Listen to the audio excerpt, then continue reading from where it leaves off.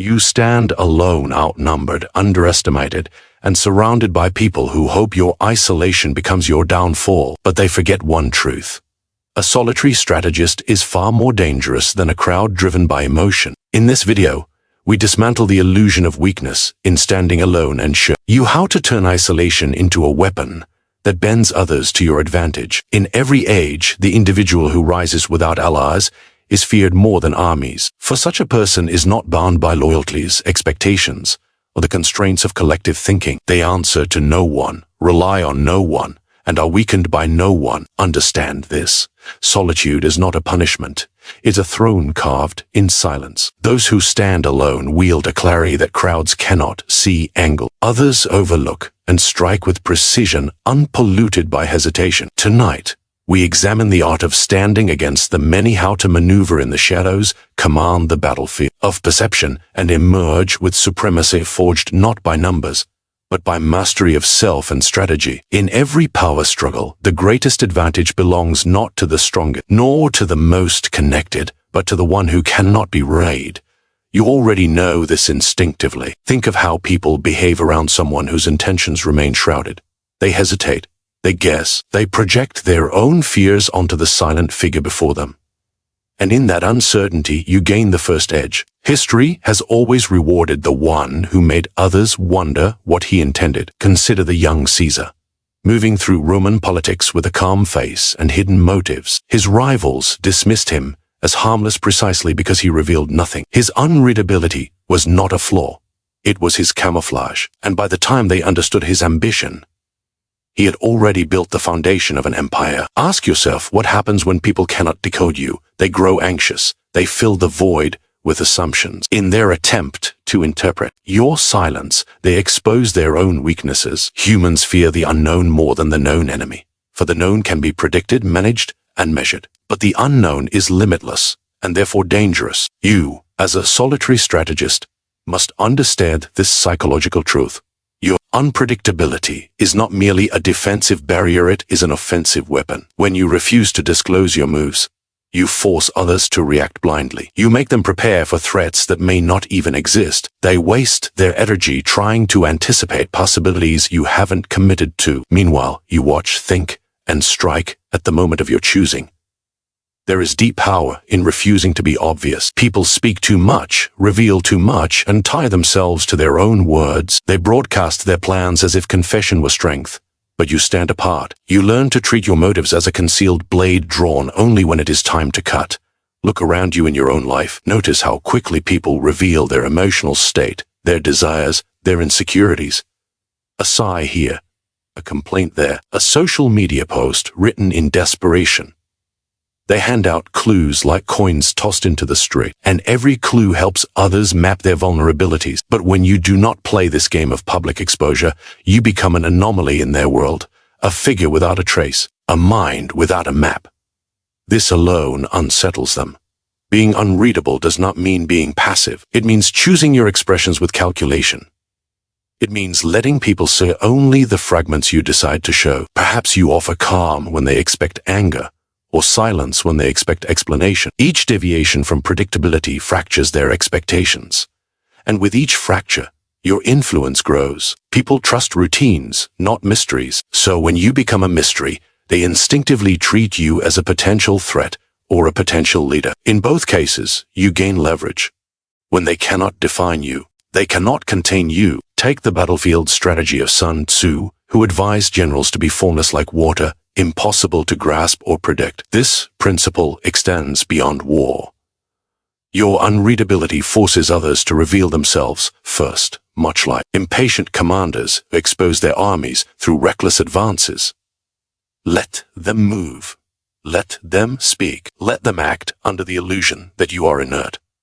Then, when the moment is right, violate their expectations with a decisive action that cannot be countered because it was never anticipated. This is the essence of solitary power. You are one, but you move with the unpredictability of many. And yet understand this. Your unreadability does not merely unsettle individuals, it destabilizes entire groups. Their alliances, built on fragile trust and unspoken insecurity, begin to fracture the moment you enter the scene. They wonder what you know, what you intend, what you might do next, And as their unity trembles, you gain room to maneuver. Influence always leaks through uncertainty, and you become the unseen force shaping their fears. But this is only the threshold, for the next principle will show you how to turn their collective confidence into a weapon pointed back at them, and why the lone strategist holds the sharpest blade on the board. When you stand alone, you create a vacuum that unsettles those who rely on the comfort of numbers. Groups expect opponents to mirror their structure, to gather allies, to negotiate, to plead for support. But when you do none of this, when you move without entourage or chorus, you force them into unfamiliar territory. They wonder why you need no one. And in that wondering, their confidence begins to fracture. This is the power vacuum you create, a silent pressure that grows not because you act, but because you refuse to act in the ways they expect. Humans trust patterns, and groups depend on predictable opposition. But a solitary strategist breaks these rules. You strip them of the scripts they usually rely on. You dissolve the certainty that their numbers guarantee victory, and suddenly they are forced to confront the possibility that you know something they don't. Consider how medieval courts reacted to individuals who operated outside noble alliances. A lone advisor could shift the balance of power with a whisper, because no faction could claim ownership of him. His neutrality was terrifying. His unpredictability, even more so. When no one knows whose interests you serve, they assume you might serve your own, and that makes you dangerous, for ambition without allegiance is nearly impossible to contain. Think of your own life. When you refuse to align with cliques, colleagues, or competing social groups, they begin to project their insecurities onto you. One side thinks you secretly support the other. The other side suspects you are gathering information. Both sides wonder what you gain from staying unclaimed. You do not need to say a word. The vacuum speaks for you, and every assumption they make strengthens your position. Power grows in emptiness because humans hate uncertainty. They will fill it with theories, fears, and whispered warnings. This is why a solitary figure often appears larger than he truly is. The absence of clear allegiance turns you into a myth. You become the shadow in their calculations, the variable they cannot measure. And when people cannot measure you, they overestimate you, granting you influence you never had to seize. But the vacuum does more than inflate your presence. It corrodes their unity from within. Groups depend on certainty to remain cohesive. They must believe they understand the battlefield. When a lone strategist refuses to reveal his intentions, their alliances begin to fray. Each member interprets your silence differently. Some see you as a threat, others think you are an opportunity, and differing interpretations breed suspicion. Suspicion is the poison that weakens any collective.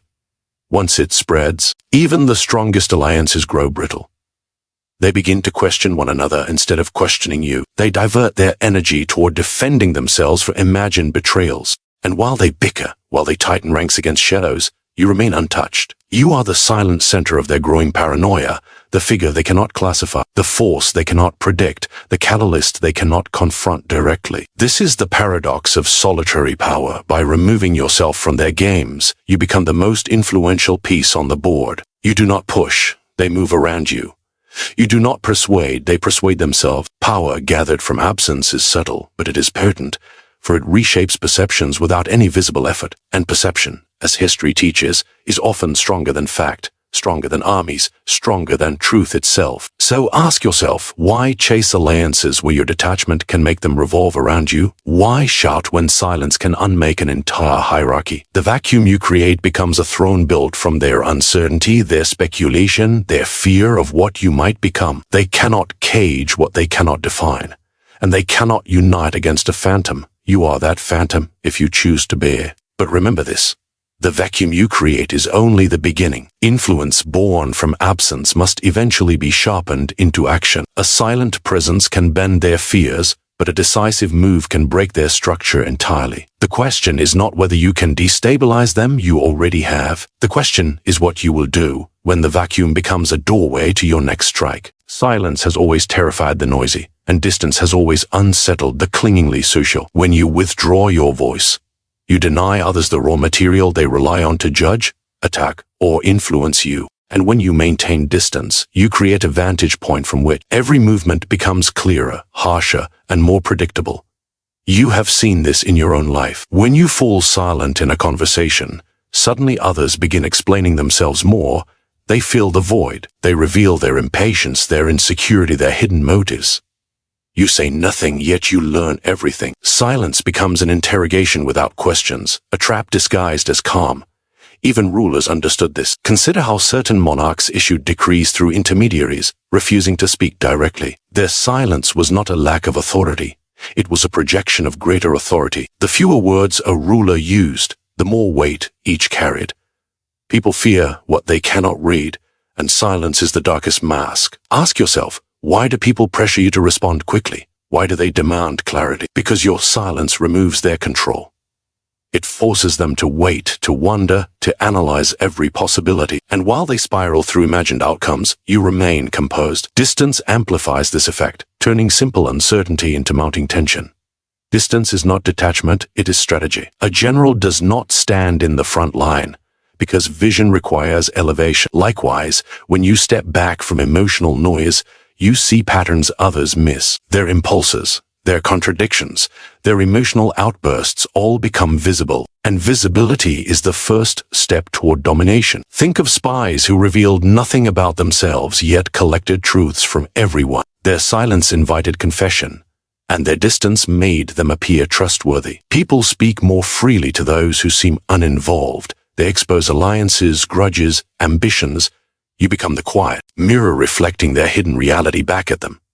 In modern life, silence and distance remain equally potent. When you do not respond to provocation, the provocateur grows uneasy. When you refuse to explain yourself, manipulators lose their grip. When you step back from drama, those trapped inside it begin to look unsteady, desperate, unhinged. Your restraint becomes a spotlight exposing their chaos.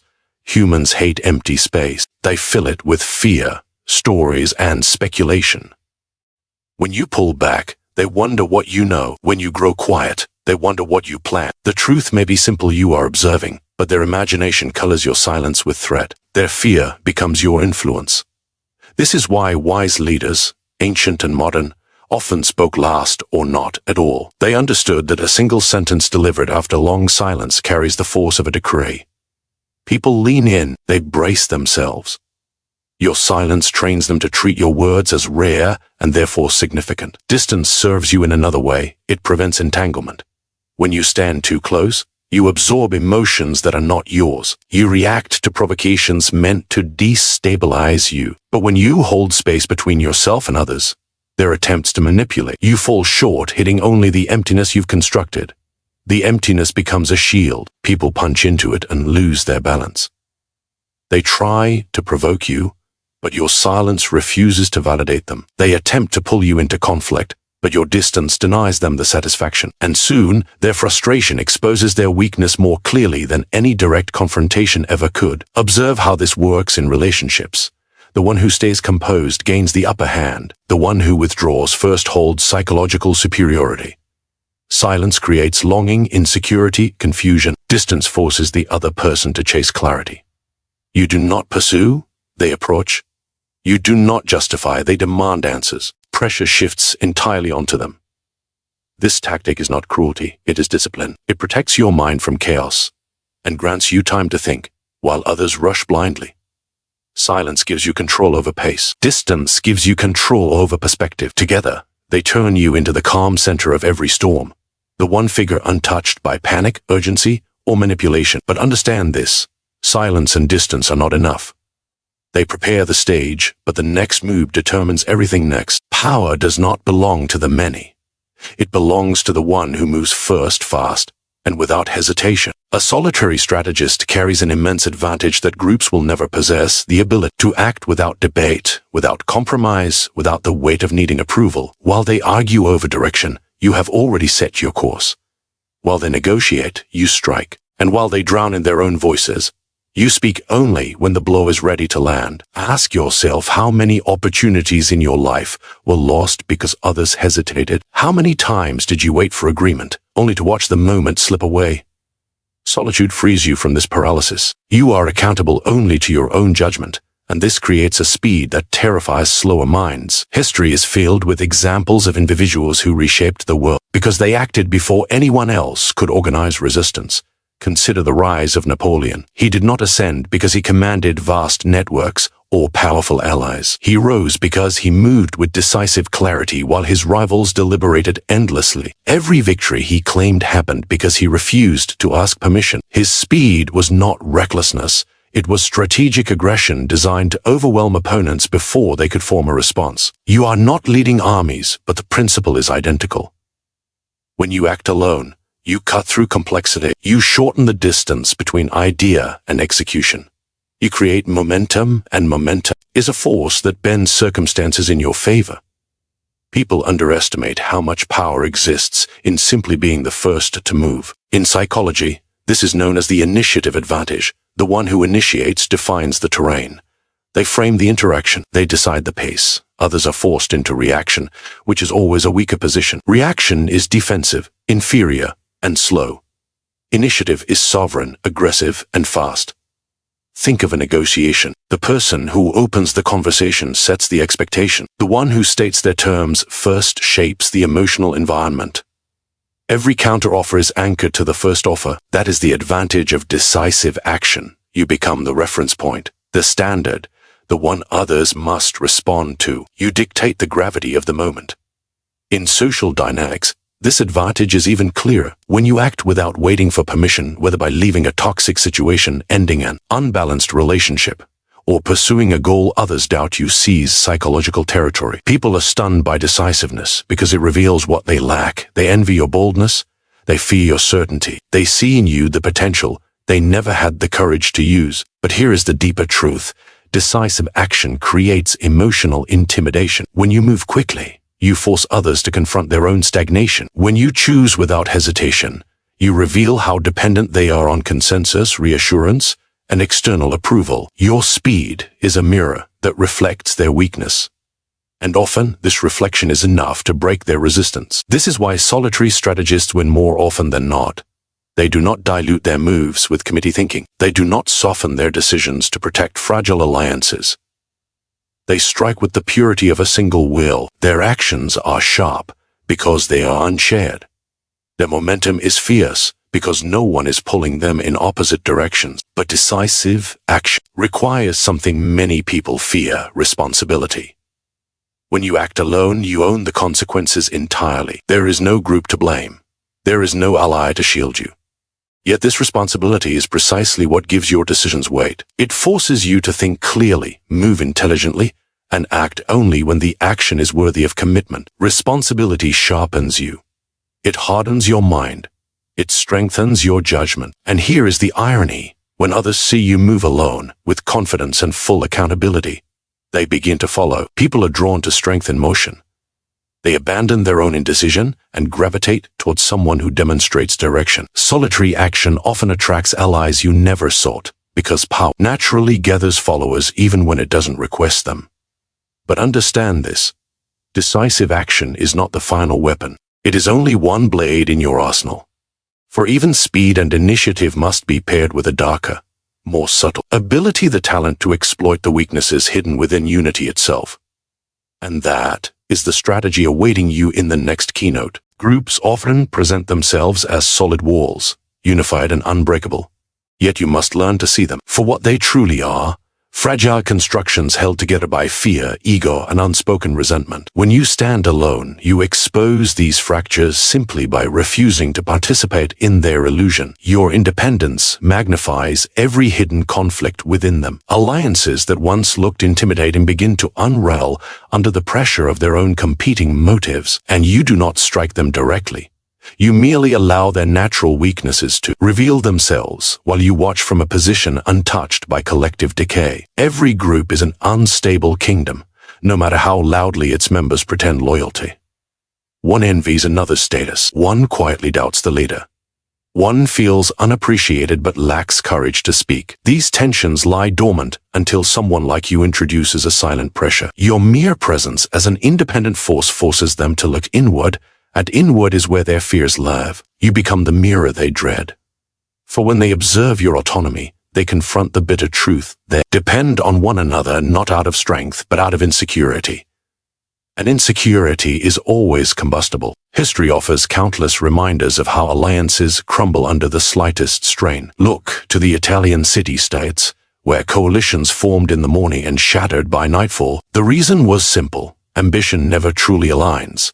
Even when leaders clasp hands, their hearts pull in opposite directions. A lone strategist can exploit this naturally occurring chaos without lifting a single weapon. All you need to do is remain unattached. Their competing agendas will begin eroding their unity long before you take any action. Your neutrality becomes the spark that ignites rivalries they thought they had buried. But do not mistake this for passivity. Your strength lies in positioning, not in noise. When you refuse to side with any group, you become the unknown quantity they must constantly calculate around. They wonder which faction you favor, what information you possess, and why you remain calm while they scramble for influence. Their paranoia grows. Their miscommunications multiply, and all the while, you stand untouched, observing the unraveling fabric of their unity. It is astonishing how often groups collapse simply because one solitary figure refuses to play their game on their terms. Think of a workplace where a single employee does not join the gossiping circle. Notice how quickly the group begins speculating about him. One person claims he is hiding something. Another suggests he thinks he is superior. Someone else wonders if he is reporting to management. Suddenly, without saying a word, he becomes the center of their insecurity. This is the psychological law. Groups fear what does not blend, and that fear destabilizes them far more effectively than direct confrontation ever could. Your detachment becomes a silent force that bends their emotions against themselves. Even political alliances suffer the same fate. Coalitions built on convenience rarely survive pressure, because loyalty born from necessity is merely delayed betrayal. When you remain outside these entanglements, you expose how temporary and fragile their unity truly is. Each member begins guarding their own interests, fearing that the others might turn first. And this fear is your weapon. You do not have to manipulate them directly. Their own caution will do the work. A solitary strategist thrives because groups cannot maintain cohesion under uncertainty. And your presence alone introduces endless uncertainty. They cannot predict you, but they can predict each other's weakness, and that prediction becomes the blade that cuts their alliance apart. So understand this truth: their unity is never your obstacle, it is your opportunity. Every alliance carries the seeds of its own destruction, and your task is simply to avoid interfering with their natural decay. You let jealousy ferment, you let ambition whisper, you let their hunger for influence gnaw their trust. Soon enough, they will sabotage themselves more effectively than you ever could. And while they crumble, you remain whole. While they fracture, you remain focused. While they drown in their collective instability, you rise through the openings they create. Yet even this is not your final advantage, for the next principle sharpens your power into something lethal. Power is rarely taken through brute force. More often, it is absorbed through perception, through the image others build up. You and they see that you function, thrive, and rise without anyone's support. When you stand alone yet remain unbroken, people begin to assign qualities to you that you may not even claim. They imagine hidden strengths, secret knowledge, an inner force that makes you immune to the vulnerabilities they themselves possess. This is the quiet alchemy of solitary power. You become larger in their minds than in reality, and that perception becomes a weapon sharper than intimidation. Ask yourself, why do humans revere lone figures who move with confidence? Why do they assume the solitary man carries truths others do not? Because independence is rare. Most people require validation, encouragement, and collective reinforcement to act. So when you move without these crutches, you appear extraordinary, even if your actions are simple. Their admiration is not for what you do, but for what they believe they could never do. Perception elevates you to a mythic scale. History is filled with lone actors whose influence exceeded their actual power. Consider Diogenes, who walked the streets of Athens with only a lamp and a disdain for society's vanities. He had no army, no followers, no territory, yet his independence humiliated kings and philosophers. Alexander the Great himself sought him out, not because Diogenes held authority, but because he held something greater, an aura of inner sovereignty. Even a conqueror felt drawn toward the man who needed nothing. Perception bends reality. When people perceive you as self-sufficient, they assume you possess resources they cannot see. When they perceive you as unshaken by pressure, they assume you have mastered something they have not. And when they see you rise alone, they begin to fear that you might rise above them. This fear becomes your silent shield, your unspoken leverage. In modern life, the principle is no different. Think of colleagues who achieve quietly without assistance. Their name echoes more loudly in the room than those who constantly seek collaboration. Think of the person who leaves a relationship and rebuilds alone. They are often respected, even envied, by those who cannot imagine doing the same. People are drawn to those who do not beg for support. Why? Because independence is a language of strength, and most people speak only dependency. Your solitude becomes a stage, and others become the audience. They study your restraint, your decisions, your silence. They interpret your every movement as intentional, even when it is simply instinct. They assume strategy where there is merely self-reliance. And soon, you gain influence not because you force them to respect you, but because they convince themselves that you deserve respect.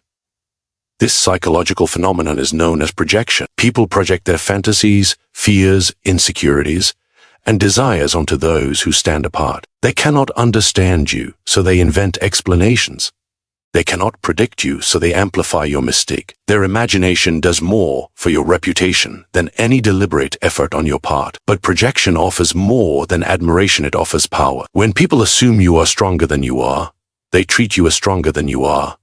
They hesitate before crossing you. They soften their demands. They tread lightly in your presence. They offer concessions without you ever requesting them. Their perception becomes a kind of tribute paid to the image they themselves created. And here lies the deeper advantage. When others elevate you in their minds, they lower themselves in comparison. They move cautiously, you move freely. They fear mistakes. You act with clarity. They cling to alliances. You remain unbound. Their caution grants you dominance before a single strategic move is made. This is why rulers often cultivated an aura of solitude. They appeared above the crowd, separate from the masses, touched by something unreachable. Not because they were divine, but because people believed they were. And belief, once established, is harder to break than any fortress. You must learn to wield this perception intentionally. Your calm becomes a symbol. Your independence becomes a banner. Your silence becomes a crown. When you master this, you hold invisible power, the kind that does not need display to be felt. But understand this. Once perception elevates you, expectations rise with it. People will wait to see what a solitary figure like you does next. And that anticipation, that pressure can either refine you or ruin you. Everything now depends on whether you can convert their perception into something even more formidable, something that shifts from imagined strength to undeniable dominance. In the end, power is never taken by force alone. It is taken by perception, by allowing others to believe they are moving freely, while every path they choose quietly benefits you. Control, at its highest level, is invisible. You do not shout commands. You whisper possibilities. You let people think the idea was theirs. And when they defend it, they defend you without ever realizing it. Ask yourself, is it better to rule openly and provoke resistance, or to guide from the shadows where no one thinks to look? The truth is simple, though most will never accept it. People cannot resist the architect of their own desires, and the strategist who shapes the desires subtly, patiently, without ego wins the game before the board is even set. If you have understood this, you already stand apart from the crowd. If you have felt it, you are already becoming dangerous. Now tell me what resonated with you most. Comment your thoughts below. Subscribe for more cold, precise Machiavellian strategies, and share this video with someone who thinks they can't be influenced.